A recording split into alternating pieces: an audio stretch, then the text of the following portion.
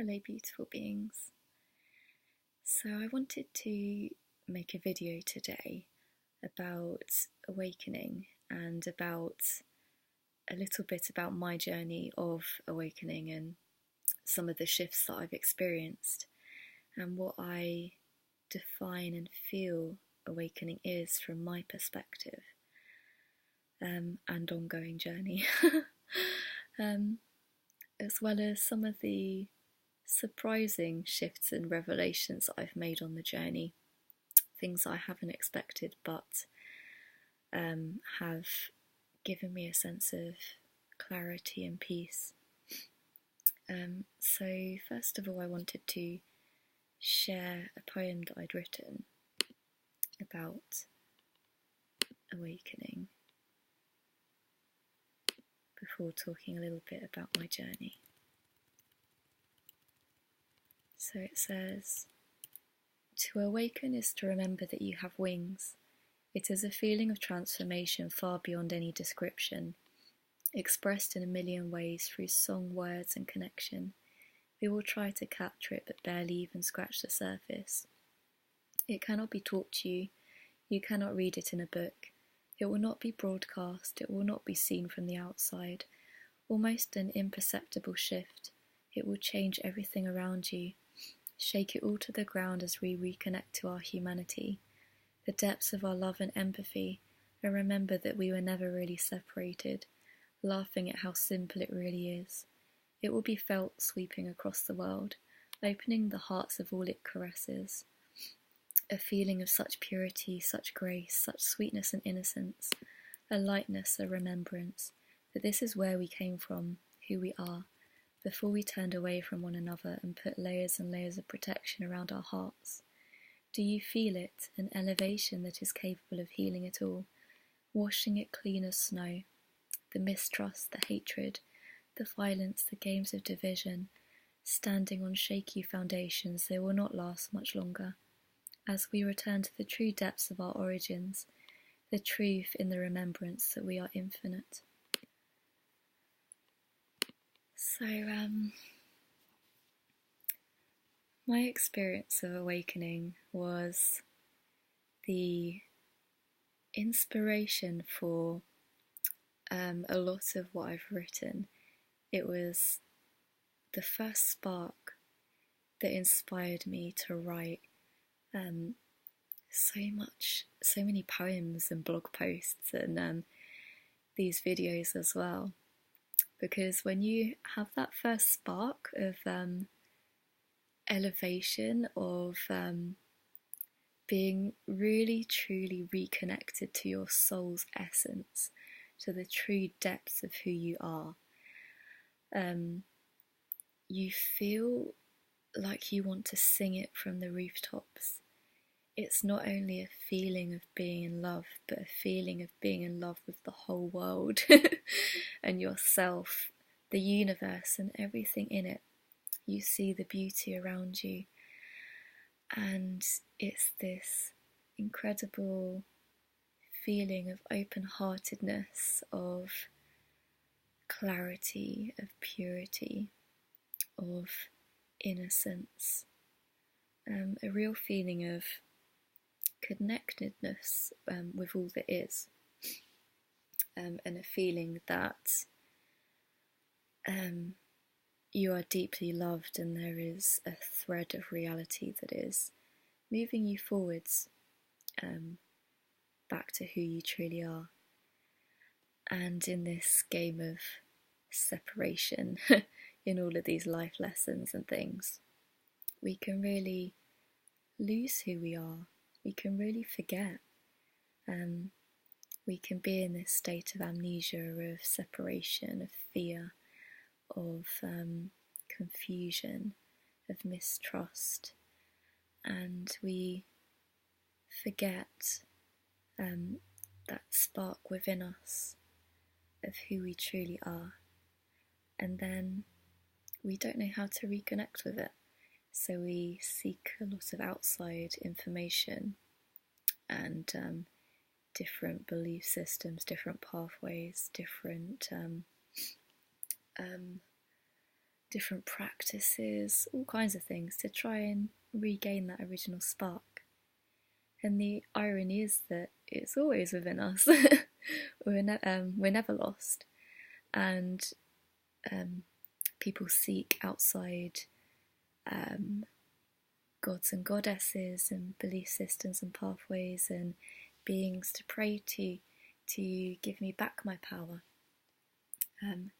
So my understanding of awakening is reconnecting back to that original spark within you of who you truly are, beyond words and beyond different versions of yourself and things. So we have all of these roles that we're playing in life that shift and change throughout our lifetime, but there's always this energy of who we are underneath it all. Even if we're wearing different clothes and playing different roles, we're still us underneath it. It's a much more pure and infinite side of our nature.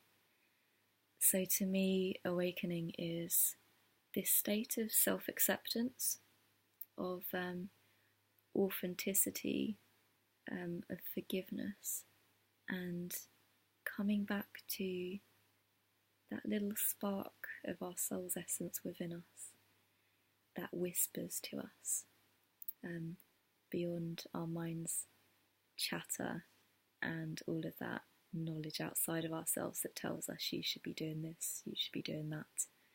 There's this tiny little voice within us that if we settle in and allow our mind to quieten down for long enough, then we can start to feel that again, and it can gently guide us forwards in life and back to who we truly are.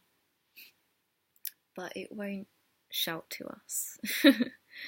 A lot of the outside distractions will shout to us. It will try to dazzle us with grand, vibrant distractions and grand, I'm trying to remember the word, promises that if you follow this pathway, follow this mantra, pray to this guru, attend this workshop, watch this video, then you will be awakened. So my message is always that the power lies within you, that you have the same power as any other being in this universe, and it doesn't matter your status, it doesn't matter how much money you have, it doesn't matter how much experience you have. You are you, and you are awakened at all moments, but the only difference is how consciously aware you are of that state of awakening that is always there and always capable of being accessed. So a lot of what awakening is letting go of all of those illusions and those outside vices and those outside distractions that prevent you from really feeling who you truly are. And it's a very interesting journey, this awakening journey, because you will have that first spark of remembering who you truly are, and then you will be tested to the absolute core, and every belief system, every illusion you've ever believed in, everything that you thought this universe was, and everything that you thought was a solid part of this reality around you will be tested and will break apart and will confuse you until you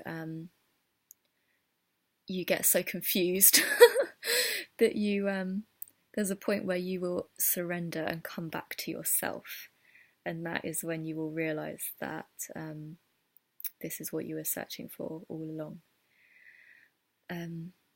And it's a really interesting journey as well, because what I've especially found in the so-called sort of spiritual community and lightworker community is that there are sparks of what I would see as truth within certain messages and belief systems and groups and practices.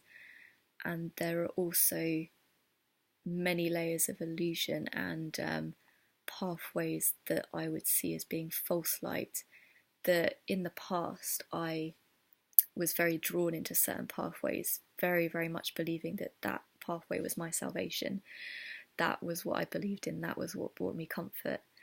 And through this awakening journey, I've had many, many layers of what I believed in then stripped bare, and suddenly I saw through that illusion and that illusion and that illusion.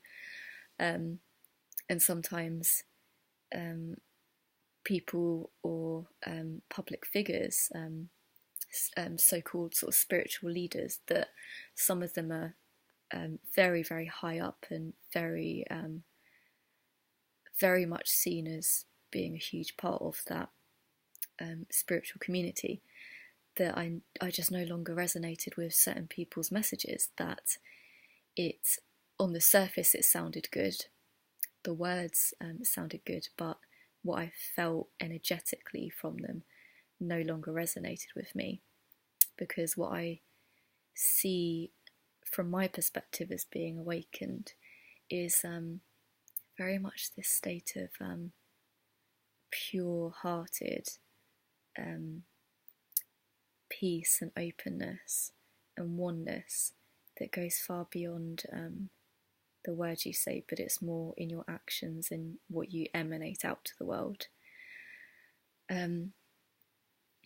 So there are many people that are sharing pretty much the same messages as each other, but there, for me, are vast differences between them. And for me now, my who I learn from is much more simple than what it was before. So I find that things like nature and children and animals, to me, are far more my greatest teachers than any book or any so-called sort of spiritual master or guru.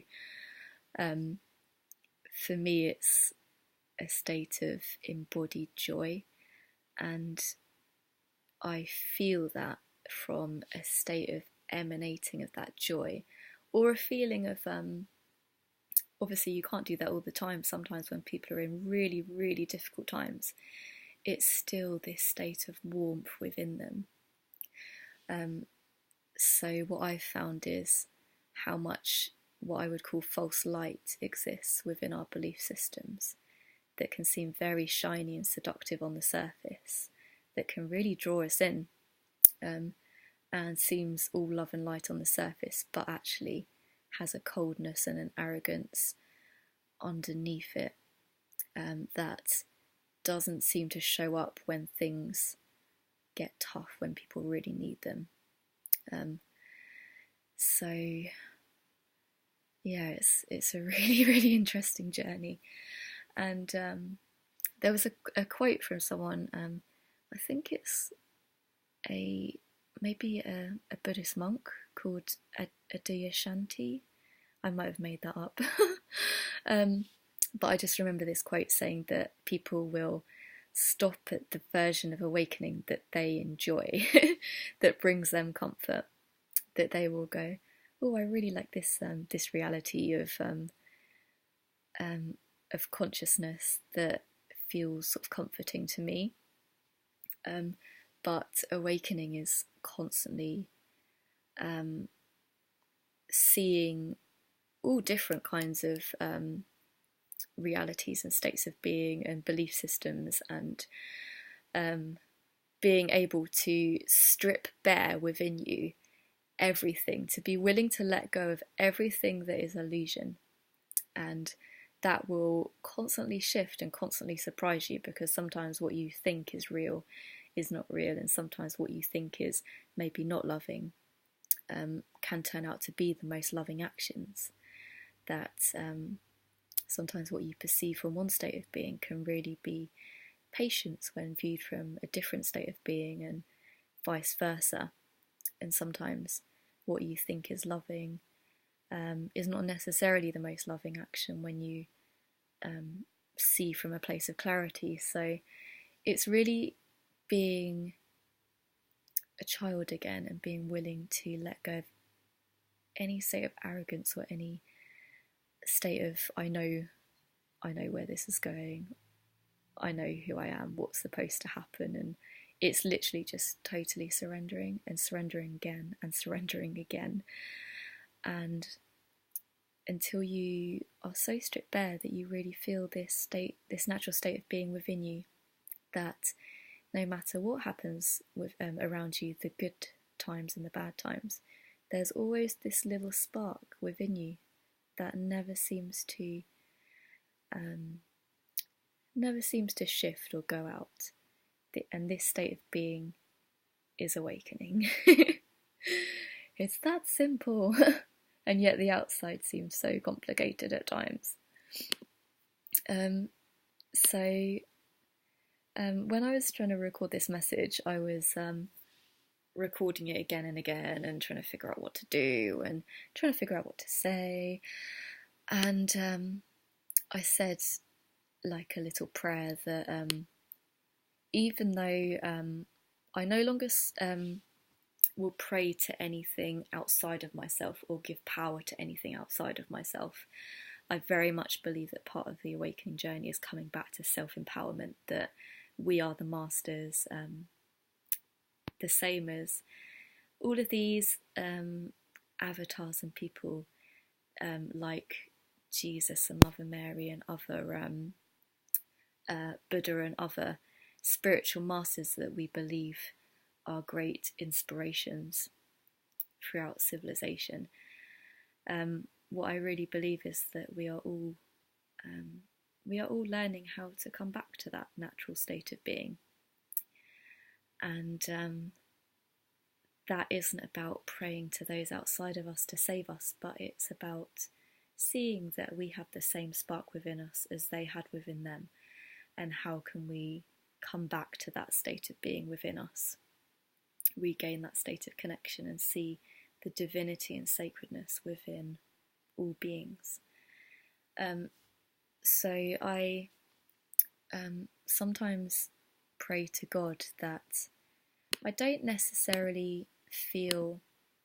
feel like God is a being outside of myself, but more an energy and a state of connection within everything. And often when I've felt a connection with God, it's through nature. It's through seeing a bird that crossed my path, or another symbol in reality outside of me, like the flowers blossoming in spring, that brings me into this state of softness and purity. So when I pray to God, it's often praying to this state within me as well, that I am not connected or asking for help, but really connecting back to myself again. And I said a little prayer before I started this, and then this is a message that came to me, which is something that I wrote a while ago. So I was, I don't know if it's last year, I think it was, that I started writing a book called We the Awakened, which was about my journey of awakening and what I believed this journey was about and where we are going as a society and as a world. I believe that we are all awakening together, and we are all helping one another heal and come back to that state of oneness again, where we can really live in that embodied state of who we truly are without all of these belief systems and things that are getting in the way of us remembering that. And when I was writing it, I had to stop and I had to put it down, and I haven't written any more of that book for maybe 8 months, 9 months. because I just felt like I had more work to do, that I was still breaking through so many layers of illusion, that I was aware that I was writing from a state of awakening where I was still in certain dimensions of illusion, belief systems that I still needed to work through and to move beyond before I could be a clear channel for that information from my true soul's essence, to really share that with the world and have it not just be a sharing of more illusion, but from a place of true and pure authenticity that I really felt, this is the message I want to share with the world. This is a legacy that I want to leave people and feel like I'm proud to share this message with the world. So I wrote this little message that I just asked, what do you want me to share in this? And this is just a little excerpt to leave you with. It says, enlightenment is a simple state of knowing, of remembrance, of connection with Source, your true infinite nature, an exploration of consciousness, all aspects of yourself, until you remember that you are infinite, until you live in present awareness in every interaction, every setting, a master, seeing all through the eyes of the divine, in gratitude of the lessons that have been taught to you, that have made you stronger, that have humbled you, opened your heart, brought you home to yourself. The darkness and light have all brought you back to this place of the 0 point, an awareness that you are connected to all, that there is a oneness running through it all, that in seeing the truth you fall back in love with all. You become love in action, in being, in seeing and healing. Sometimes the journey takes us far from this remembrance. Polarity has taught us the difference, so that we can choose the state of being that feels most aligned to us, most real and most beautiful, so that we can spread that energy of remembrance of our true nature into even the most dense of realities, until the divine light comes coursing through, dissolving and reconfiguring the nature of reality into a perfect representation of the consciousness that is reconfiguring and shaping it all. We remember that reality is adaptable to our expectations, to our emanation. In this most dense of reality, this earth plane, we are taught to even move mountains, to become masters of our minds, surrender to the beauty of this awakening process, and allow it to transform you as you see how beautiful you are in the external reality you create around you. So we start to see through different states of being and different experiences how different situations can test us, can close us down from that natural state of being, and what opens us up to that blossoming of our original state of being, of our soul's divine essence. And this state of awakening is very much I think like an opening and a closing at times, that sometimes people might have one spark of feeling this infinite state of oneness and consciousness. They're on top of a mountaintop and they feel this state of oneness with everything, and they understand the nature of the universe and their connection with everything. And then they finish their break and they go back to the office, and their boss is an arrogant arsehole, and they get stuck in traffic and they close down and they forget all of that.